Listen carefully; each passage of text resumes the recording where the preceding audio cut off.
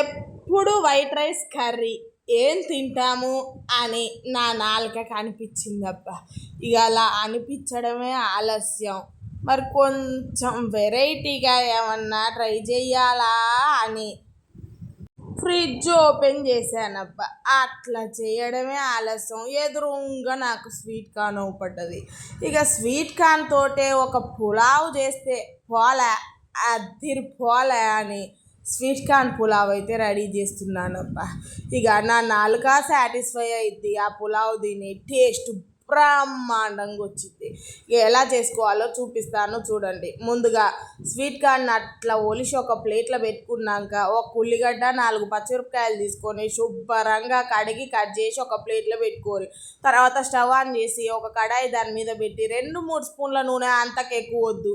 అట్లా వేసినాక బగారాకు, సాజీరా, దాల్చిన చెక్క, మరాఠీ మొగ్గ, స్టారు ఈ నా కాడున్న ఈ వేసిన ఇంకా స్టవ్ వేసుకొని తక్కువ ఉన్నా ఏం కాదు.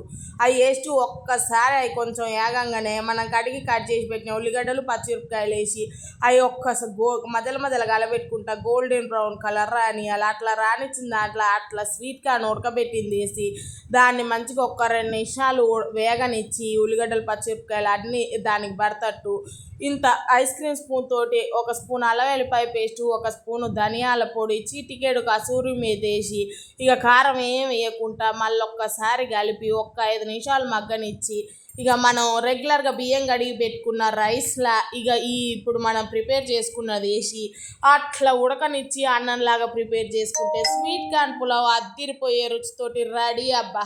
మరి ఇంకెందుకు లేటు, వీడియో పూర్తిగా చూసి లైక్, షేరు, సబ్స్క్రైబ్ చేయండి అబ్బా విష్ణు ఈశ్వ వ్లాగ్స్ని.